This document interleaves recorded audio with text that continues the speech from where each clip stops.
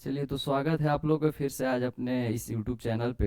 कल हम आप लोग को वर्ण के बारे में बता रहे थे और वर्ण के बारे में कुछ पार्ट जो है बाकी रह गया था। वही पार्ट को आज हम पूरा करते हैं। तो थोड़ा सा वर्ण के बारे में जान लिया जाए, चूँकि रिवीजन कर दे रहे हैं तो वर्ण के बारे में हम थोड़ा सा 5 मिनट ज़रा रिकैप कर दे रहे हैं। जैसा कि कल हम बताए थे कि सबसे पहली बात है कि वर्ण है क्या। तो बताए थे कि वर्ण भाषा की सबसे छोटी इकाई है जिसे क्या कहा जाता है, वर्ण। उसके बाद वर्णों के प्रकार के बारे में बताए थे कि वर्ण कितने प्रकार के होते हैं। तो वर्ण होते हैं 2 प्रकार के, स्वर व्यंजन।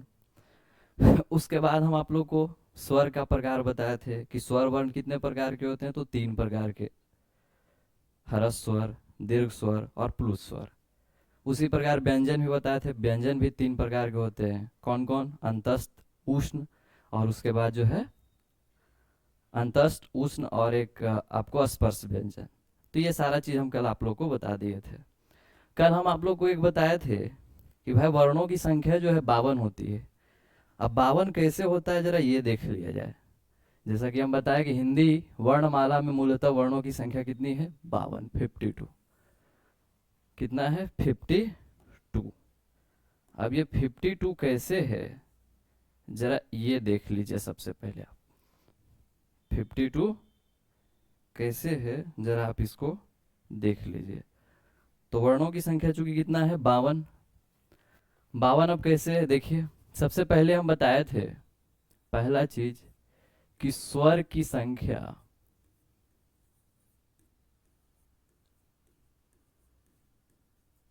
स्वर की संख्या बराबर कल बताए थे कितना है? 11।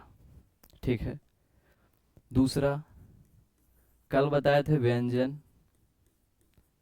व्यंजन की संख्या जो है वो हम कितना बताए थे कि व्यंजन की संख्या जो है 33। 33 में कौन कौन है देख लीजिए। पहला स्पर्श व्यंजन, ध्यान दीजिएगा। स्पर्श व्यंजन, स्पर्श व्यंजन की संख्या कितनी बताए थे कल? 25। ठीक। दूसरा है आपको उष्ण व्यंजन। उष्ण व्यंजन की संख्या 4। तीसरा आपको अंतस्थ व्यंजन। कौन सा है भाई? अंतस्थ।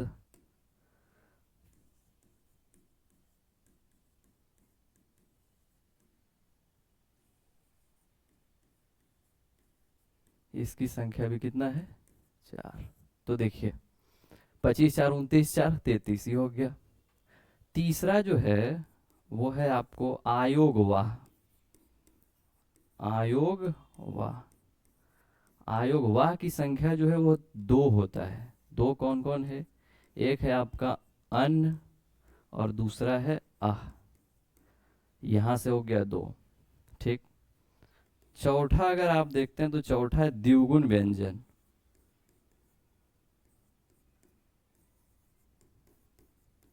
द्विगुण व्यंजन की भी संख्या है 2। ध्यान दीजिएगा, ये जो 2 है वो कौन कौन 2 है ये देखिए। एक है आपका ड़ और एक है आपका ढ।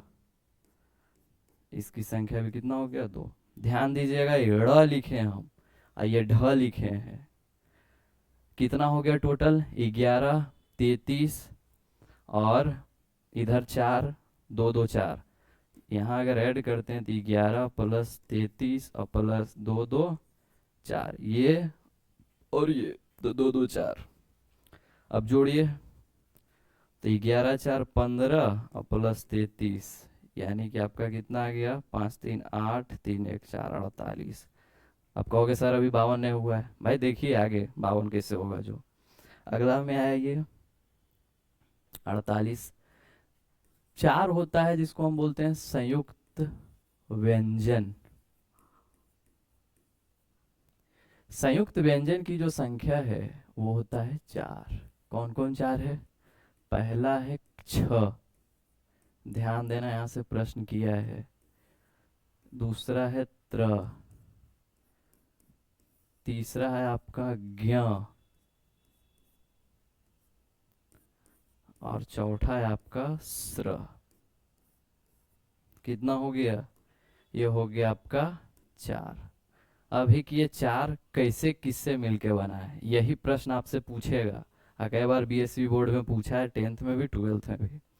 सबसे पहले छ कैसे मिलके बना है, तो छ जो मिलके बना है आधा क प्लस आधा मूर्धन्य स। और अगर आधा मूर्धन्य स दीजिएगा तो यहाँ अ देना पड़ेगा, क्योंकि आधा है, हम कल ही बताए थे हलंत माने होता है आधा। तो अगर आधा दीजिएगा तो यहाँ अ देना पड़ेगा। या अगर आपको दूसरे तरीके से लिखना है तो आप ऐसे लिख सकते हैं, या आधा क प्लस पूरा मूर्धन्य स। दोनों में कोई आपको एक ही लिखना है। त्र कैसे बना है, तो आधा त प्लस आधा र प्लस अ। या तो फिर दूसरे तरीके से अगर आपको लिखना है तो आप क्या लिखिएगा, आधा त प्लस पूरा र। ठीक। तीसरा ये ज्ञ। ज्ञ किससे मिलके बना है भाई, तो ज्ञ जो है वो है आपका आधा ज प्लस आधा य प्लस अ।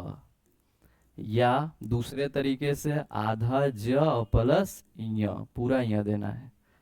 स्र। स्र किन वर्णों के मेल से बना है, तो स्र जो है वह है आपका तालब स प्लस आधा र प्लस पूरा अ। या दूसरे तरीके से अगर लिखना चाह रहे हैं तो आप ऐसे लिख सकते हैं, क्या लिख सकते हैं दूसरे तरीके से, कि भाई ये जो है आपका आधा तालब स प्लस पूरा, तो यहाँ कितना हो गया 4, इसकी संख्या कितना हो गया 4। पीछे देखिए, पीछे कितना ऐड कर गया 48, और यहाँ आइए 4, तो 48 और प्लस 4 बराबर कितना हो गया 52। यही आपका देखिए बाबू, हिंदी व्याकरण में कुल 52 वर्ण होते हैं। यहाँ तक किसी को कोई दिक्कत है तो बताइए भाई, कितना हो गया 52 वर्ण। कैसे कैसे आया हम सब लिख दिए। यहाँ ध्यान देना, इस संयुक्त व्यंजन है, कल हम एक संयुक्त स्वर बताए थे, संयुक्त स्वर कुछ और है। संयुक्त स्वर का दूसरा नाम, यहाँ कंफ्यूजन होता है बच्चा लोग को, संयुक्त स्वर और संयुक्त व्यंजन एक ही में मिला देता है। भाई संयुक्त स्वर जो है वो स्वर है, वो है संयुक्त स्वर यानी दीर्घ स्वर, उसकी संख्या है 7। आ हो गया, दीर्घई हो गया, दुर्गऊ हो गया, ए ओ औ, ये हम बताए थे। आज जब संयुक्त व्यंजन आए, संयुक्त व्यंजन या यही कहीं कहीं जो है आपका लिखा रहेगा, इसी का दूसरा नाम संयुक्ताक्षर भी है, संयुक्ताक्षर भी है। तो आप किसी एक को जो है लिखिएगा, यहां तक किसी को कोई दिक्कत नहीं होना चाहिए। ठीक है, चलिए अब आगे बढ़ते हैं। अब है अगला, कि आपको जो है वर्णों का उच्चारण स्थान, सबसे इंपॉर्टेंट टॉपिक देखिए यही है हिंदी व्याकरण में, और खास करके वर्ण में जो है सबसे इंपॉर्टेंट टॉपिक ये है, वर्णों का उच्चारण स्थान है। इसको देखिए हम आपको ट्रिक से याद करा देंगे, और हम खुद लिखेंगे यहाँ, इसलिए आपको ध्यान से बारीक से देखना है। खुद लिखेंगे और खुद बताएंगे कैसे कैसे क्या है। सबसे पहले देखिए हम लिखते हैं कंठ, तालु,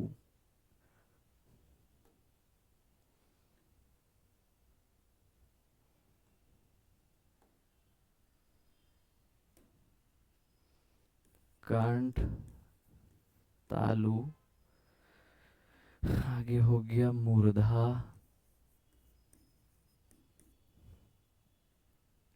फिर आगे हो गया आपका दंत, फिर आगे हो गया आपको ओष्ठ,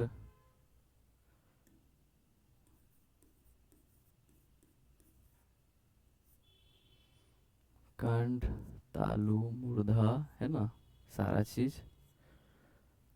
उसके बाद आइए कंठ तालु,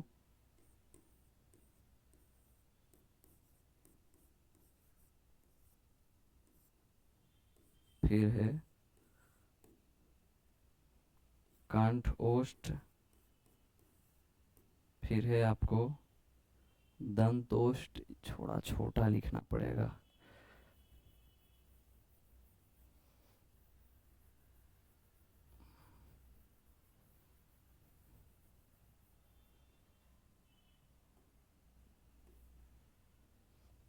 पहला है कंठ, दूसरा है आपको तालु, तीसरा है मूर्धा,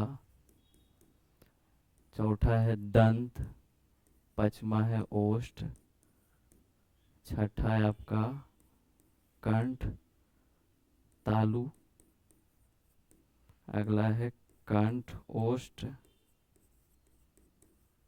अगला है आपका दंत ओष्ठ, और लास्ट है आपका नासिका। ये देखिए, ठीक है। अब इधर देखिएगा आप लोग, उच्चारण स्थान क्या है सबसे पहले ये बताइए भाई। वर्णों का जिस अंग से, जैसे मुख से, तालु से, दंत से, ओष्ठ से, जिस भी स्थान से जिस वर्ण का उच्चारण होगा वही कहलाएगा उच्चारण स्थान। उस वर्ण का उच्चारण स्थान कहलाएगा। जैसे मान लिया कि क बोलते हैं तो क का उच्चारण स्थान किसी स्पेसिफिक जगह से है और वो है कंठ। तो देखिए हम आपको लिख दिए। अब देखिए कैसे हमको याद है और कैसे आपको याद रखना है, सो देखिए इसका एक ट्रिक है। एक एक वर्ड सबका लीजिए, क, ता, मु, द और ओ। तो इसको लिख लेते हैं हम शॉर्ट में कतामु दओ, क ता मु द ओ। इसी तरीके से आपको भी याद रखना है। क्या लिख दिए हम, कतामु दो, ठीक है। सभी वर्ण का हम एक एक वर्ण ले लिए हैं, क ता मु द ओ। अब देखिए क से क्या हो गया भाई, क से हो गया आपका क वर्ग, लिखते जाइए च वर्ग, ट वर्ग, त वर्ग, त त वर्ग, और ये हो गया आपका प वर्ग। 25 तो ऐसे ही आराम से याद हो गया। जैसे ही आपको कतामु दो याद रहेगा, क्रम से लीजिए कंठ तालु मूर्धा दंत ओष्ठ, उसके बाद कवर्ग चवर्ग टवर्ग तवर्ग पवर्ग, जो भी है 25 हो गया। अब आइए आगे, उसके बाद आइए यहाँ। अब दूसरा जो है वो है आपका आई में आइए। तो कंठ से ही उच्चारण होता है अ और आ का, आ हो गया। आई में सारा चीज हम आते हैं। उसके बाद आइए आ, उसके बाद है हर्षई और दीर्घई, यानी ई और ई, हर्षई दीर्घई, ई। उसके बाद है उ और उ। देखिएगा ध्यान से कैसे हम लिख रहे हैं, सो उ। उसके बाद ए ए। उसके बाद आपका क्या है, ए के बाद ओ औ, ये हो गया ओ और ये हो गया औ। हो गया आई का सारा सेवा समाप्त। आ हर्षई दीर्घई हर्षऊ दुर्गऊ ओ औ, ठीक। दंत ओष्ठ से एक मात्र वर्ण का उच्चारण होता है बाबू, और वो वर्ण है आपका व। यर लव वाला व लिख रहे हैं, ठीक है। अब आइए यर लव वाला। तो य का उच्चारण स्थान कहाँ से है, तो य का भी उच्चारण स्थान ये है आपका तालु से, य। उसके बाद य के बाद क्या आएगा, र। उसके बाद क्या आएगा, ल। देख रहे हो कैसे लिख रहे हैं हम, व लिखिए दिए हैं, य र ल व। उसके बाद है तालब सा। तो तीनों स को तो याद रखना ऐसे ही आसान है भाई। कैसे याद रखिएगा, तालब स माने तालु, तालु कहाँ गया, तालब स माने क्या हो गया, तालु। मूर्धन स माने हो गया मूर्धा, और दंत स माने हो गया आपका दंत। देखिए कितना आसान है याद रखना अगर आप ध्यान देते हैं तो। और यहाँ से तो हर साल रहता है, किसी वर्ण में कहीं से रहे या नहीं रहे, यहाँ से तो आपको रहवे करेगा भैया, ठीक है। इसलिए ध्यान दीजिएगा इसको। तो ये हो गया य र लब तालब स मूर्धन स दंत स हो गया। अब आता है ह। तो ह का भी उच्चारण स्थान आपका जो है कंठ से होता है, य र ल व तालब स मूर्धन स दंत स ह। बाकी छ त्र ज्ञ वो सब तो संयुक्त व्यंजन है, अभी हम पीछे पढ़ा दिए। तो उसका किसी एक जगह से नहीं है। अभी संयुक्त व्यंजन में आप पढ़ें कि छ क से भी मिलके बना है, स से भी, तो उसको आप एक जगह कैसे रखोगे। अब एक है नासिका। तो नासिका से किसका उच्चारण होता है, देखिए भाई प्रत्येक वर्ग का जो पंचम अक्षर है लास्ट वाला, जैसे कवर्ग वाला, नासिका में क्या आएगा, अंग। अंगा देखिए बिंदी यहाँ होगा, देखिए। उसके बाद है आपका अंगा के बाद क्या है आपका य, उसके बाद है न, उसके बाद है न, और उसके बाद है म। देखिए सारा चीज आपका हो गया। नासिका से इन वर्णों का उच्चारण होता है। अब रही बात कि सर इसको कैसे याद रखेंगे, देखो ध्यान देना। पहले आप बताओ, यहाँ कंठ है, कंठ के बाद अंदर क्या है, तालु है, सबसे बाहर क्या है, ओष्ठ। देखो कैसे याद रहेगा, ट्रिक। तो कंठ के बाद आप सीधे बोलिए सर कंठ के बाद है तालु, तो कंठ तालु, कंठ को साथ रखना है। कंठ के बाद फिर क्या है सर, ओष्ठ, तो कंठ ओष्ठ। आई में भी कैसे याद रहेगा कि सर ए और ए आए, यहाँ क्यों हुआ, यहाँ काहे नहीं हुआ। तो आप बताओ, आई में पहले ए आता है कि पहले ओ आता है, पहले ए आता है उसके बाद है। तो पहले जो आएगा उसको देना है पहले। कंठ तालु से पहले क्या आ रहा है, ए, उसके बाद ए, ओ, औ। यही देखिए आपका सारा चीज। एक चीज यहाँ ध्यान देना, नासिका से जो अंग है ये होता है अंग, बिंदी यहाँ पड़ेगा। एक लिखे द्विगुण में ड़ लिखे, ये बिंदी यहाँ दी है, ध्यान देना इसको। ये है अंग, इसको क्या पढ़ेंगे, अंग। लोग बच्चा इसको बारीक नहीं समझता, अड़ा देखो, अड़ा के लिए बिंदु यहाँ देना है। उसी तरह दूसरा जो है, एक है नासिका से लिखे थे ढ, तो ढ में हम बिंदी दिए थे, देखिए नासिका में यहाँ दिए थे नीचे, इसको इस साइड लिखिए, है ना। इसको जो है ये साइड लिखिए। ढ में हम बिंदी दिए थे कहाँ आपको, ढ में बिंदी दिए थे नीचे यहाँ। और एक है आपका ढ, ट ठ ड र वाला, तो उसमें ढ बस ऐसे होता है। समझ में आ रहा है, दोनों अंतर है। ये देखिए, ये जो है इसको बोलते हैं हम क्या, इसको बोलेंगे हम द्विगुण। जो पीछे लिखे हैं इसको क्या बोलेंगे, द्विगुण व्यंजन। ठीक। और ये तो आप जान ही रहे हैं, ये क वर्ग वाला है और ये ट वर्ग वाला है। तो उच्चारण स्थान बाबू ध्यान से, कल जो वीडियो कल नहीं देखे पहले वो जाके वीडियो देख लीजिए और नोट्स बनाइए, उसके बाद आगे लिखिएगा। देखिए कोई भी चीज ऐसा नहीं है जो छूटा है आपका। एक छूटा है, एक क्या छूटा है कि री। सर री का उच्चारण स्थान कहाँ से होगा, तो देखिए री का जो स्थान उच्चारण स्थान है वो आपका यहाँ मूर्धा से री। अब कहोगे ये कैसे याद रहेगा सर, सो देखिए इसको याद करने का तरीका ये है कि जब आप मूर्धा बोल रहे हैं, मूर्धा र, र, बाकी र जो है आपको पता होना चाहिए, या नहीं पता है तो आगे हम बताएंगे संधि में। र जो है वो किन वर्णों के मेल से बना है, तो री प्लस अ मिलने से र बना है। किससे बना है, जब री, है ना, जब री और अ मिला है ना तब बना है र। तो अगर आपको पता है कि सर र जब एजा होगा, यानी र के मिलने से, री के मिलने से ही र भी बन रहा है, यानी री भी किसमें होगा, मूर्धा में। बताइए किसी को कोई दिक्कत मेरे समझ से इसमें नहीं होना चाहिए। सारा चीज हम आपको लिखा दिए। टोटल कितना वर्ण हुआ, 25।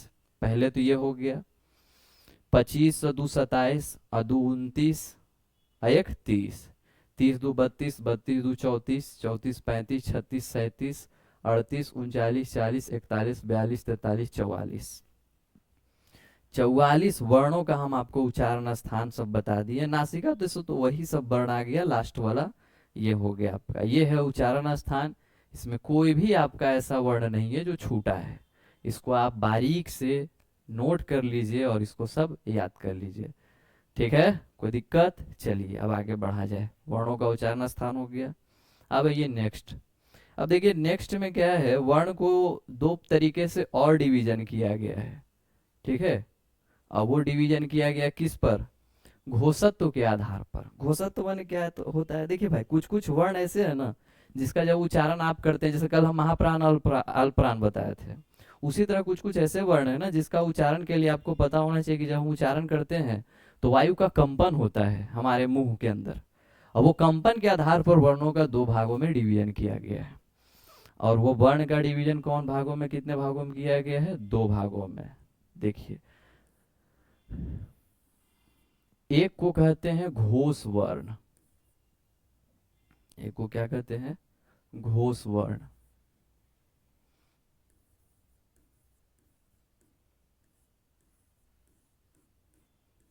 और दूसरा को कहते हैं अघोष वर्ण।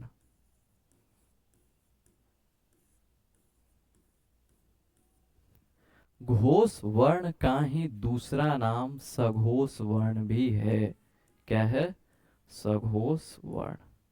अब है कि भाई सघोष वर्ण या घोष वर्ण अघोष वर्ण है क्या? तो देखिए, सबसे पहली बात है कि अघोष वर्ण से पहले आप घोष वर्ण को पढ़िए। घोष या सघोष, घोष वर्ण क्या है? तो देखो बाबू, घोष वर्ण उस वर्णों को कहते हैं जिसके उच्चारण में स्वर तंत्र में क्या हो, कंपन उत्पन्न हो। क्या हो? कंपन। और उसी को हम क्या कहते हैं? कंपन या गूंज। ये याद रहे या नहीं रहे कोई बड़ी बात नहीं है, आपको इसका परिभाषा नहीं याद रखना है, याद होता है तो ठीक, थोड़ा आप एक दो बार पढ़ लीजिएगा। मेन इसका एग्जाम्पल पढ़िए कि कौन कौन होता है घोष वर्ण। ऐसे जनरली जाने कि जिसमें भाई कंपन जिसमें भी होगा वो क्या होगा? घोष वर्ण। अब देखिए सर, घोष वर्ण कौन कौन होता है? तो घोष वर्ण जो है वो आप देखिएगा यहाँ से, जैसे हम अगर घोष वर्ण के बारे में लिखे तो घोष वर्ण जो होगा इसमें सबसे पहली है कि, फिर से हम लिखते हैं आपको, क ख ग घ, उसके बाद अंग, देखिए बिंदी कहाँ दे रहे हैं, उसके बाद है च छ ज झ और य, फिर है आपका ट, उसके बाद है ठ, उसके बाद है ड, ढ और न, उसके बाद है त, थ, द, ध और न, फिर है आपका प, फ, ब, भ और म। ठीक। इसमें सर घोष वर्ण कौन है? देखिए, घोष में आप जब लिख रहे हैं तो घोष लिखा हुआ तो आपको पता चल रहा है कि घोष में मात्र दो शब्द है सर, दो वर्ण है। तो जो याद करने का ट्रिक बता रहे हैं इसका, ऐसे याद नहीं रहेगा, यहीं से प्रश्न पूछा है घोष अघोष और अल्पप्राण महाप्राण में। तो जो छोटा रहे उसके लिए बड़ा लेना है। बड़ा लेना मतलब क्या हुआ सर? तो जो दो है इसके लिए आप तीन वाला लीजिएगा, यानी इधर वाला लीजिएगा। ठीक है, ध्यान से देखिए, इसके लिए भी क्या है, इधर वाला आपको लेना है, इसके लिए भी इधर वाला, उसी तरह सबका इधर इधर, यानी क्या हुआ? तो आप बताओगे कि सर प्रत्येक वर्ग का, जैसे कवर्ग में तीसरा, चौथा और पांचवा वर्ण क्या होता है भाई? तो वो होता है घोष वर्ण। यानी कौन कौन वर्ण हुआ? तीसरा, चौथा और पांचवा जो वर्ण है वो क्या कहलाएंगे? घोष वर्ण। घोष का ही दूसरा नाम क्या हुआ? सघोष। कैसे याद रहेगा? अभी हम बताए, जो छोटा रहे बोले उसके लिए बड़ा ले लेना है भाई, जो दो वर्ण से बना है तो इसके लिए तीन लेना है, एक दो तीन, और जो बड़का रहेगा उन्हें छोटा ले लेना है। मतलब अब कहोगे ये क्या है सर? तो देखिए, ये जो आपका है क और ख जो है, ये क ख च छ ट ठ त थ प फ, ये जो है आपका कौन वर्ण हो गया? अघोष वर्ण। क्या हो गया? अघोष वर्ण। देखिए एक ही स्लाइड में हम आपको बताने चाह रहे हैं। ठीक है, इसके अलावा सभी स्वर, सभी स्वर क्या होते हैं? घोष वर्ण होते हैं। सभी स्वर मतलब स्वर की संख्या कितना हुआ? 11। ठीक है, स्वर की संख्या कितना हुआ? 11। अब देखो बाबू, 11 आपका इधर और इधर प्रत्येक में तीन, तो 3 6 9 12 15, यानी 15 प्लस 11 बराबर कितना हुआ? 26। 5 1 6 26। ठीक है, और कौन कौन होता है? तो कल हम आपको बताए थे, अगर आप याद कीजिए, नए वीडियो जो देखें जाके देखिए, य, र, ल और व क्या होते हैं? अल्पप्राण, है ना? यहां भी लेना है आपको, य, र, ल और व, ये क्या होते हैं? घोष वर्ण। और इधर हम बताए थे कि तालब्य स, मूर्धन्य स, दंत स, एक और बताए थे ह।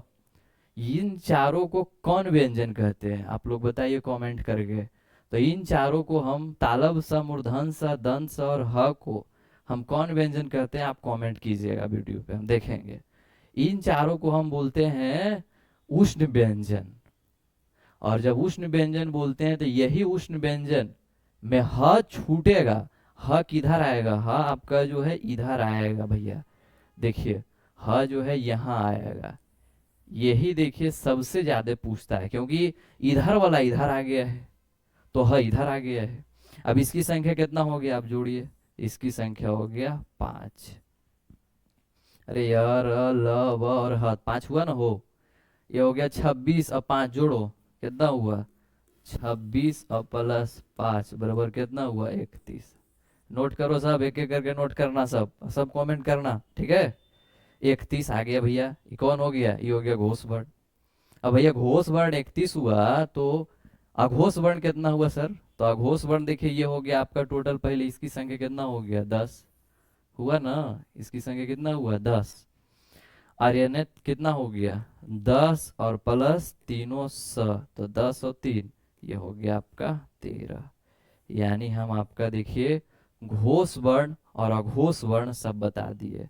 घोष वर्ण क्या है, तो घोष वर्ण उन वर्णों को कहते हैं जिनके उच्चारण में स्वर तंत्र में क्या हो, कंपन या गूंज उत्पन्न हो, उसको हम क्या बोलेंगे घोष वर्ण। अघोष वर्ण किसको बोलेंगे, उल्टा, जिसमें भैया कंपन नहीं होगा, जिसमें गूंज नहीं होगा, वो अघोष वर्ण। याद करने का तरीका सर, तो भाई सिंपल है कि भैया जो दो गो रहेगा उसके लिए तीन, घोष में दो गो है तो दो के लिए कितना लिए तीन, यानी तीसरा चौथा पांचवा वर्ण क्या हो गया घोष वर्ण। सभी स्वर, स्वर की संख्या 11 बता दिए कौन कौन है, आ हर्षई दीर्घई हर्षऊ दुर्गऊ ए ओ औ, और एक री। देखिए हम टोटल रिवीजन फिर से कर दे रहे हैं, ये हो गया आपका। तो घोष वर्ण की संख्या कितना हुआ सर 30, और आपका घोष वर्ण की संख्या कितना हुआ 13। अब पीछे आ जाइए जो हम लिखे थे, देखिए सब वही सब चीज है।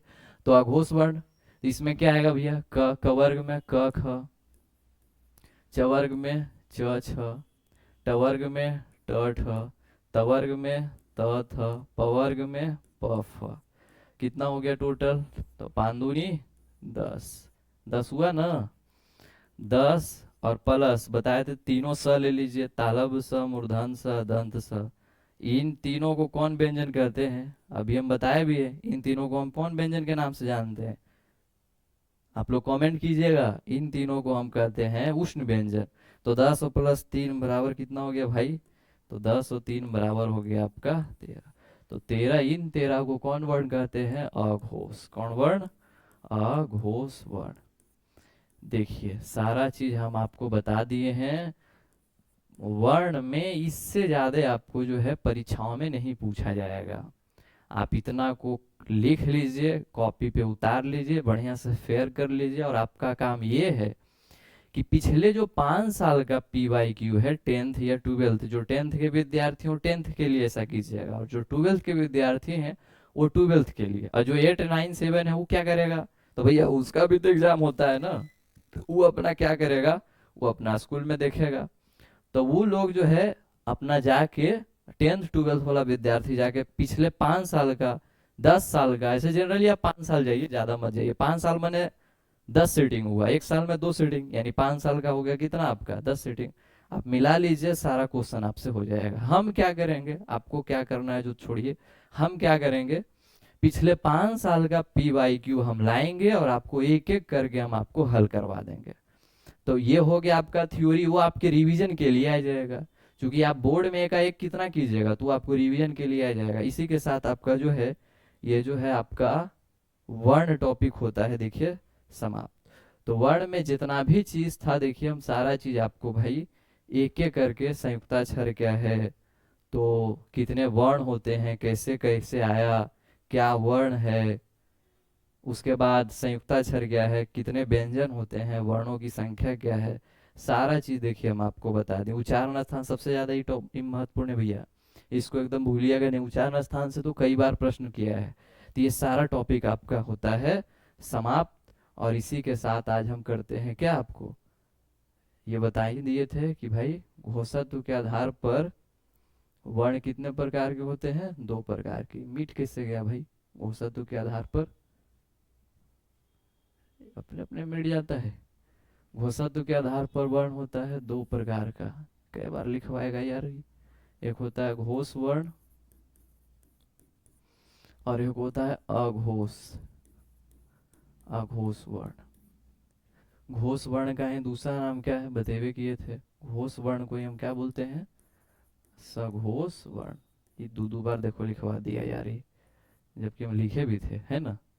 क्या करोगे, सिस्टम में ऐसा नहीं, खैर चलिए। तो ये हो गया आपका, चलिए ये हो गया भैया। अब आप जाके आराम से नोट कीजिए, फेयर कीजिए, रिवीजन कीजिए, उसके बाद अगले हम कल डेली वीडियो आएगा, डेली जाएगा, आप नोट्स कीजिए, बनाइए, और कल जो है हम आपको अगला कोई हिंदी व्याकरण के टॉपिक पे आएंगे। ठीक है, खुश रहिए, तंदुरुस्त रहिए, मस्त रहिए, और खूब पढ़िए, रिवीजन कीजिए, खूब ज़्यादा पढ़िए। ठीक है, बाय।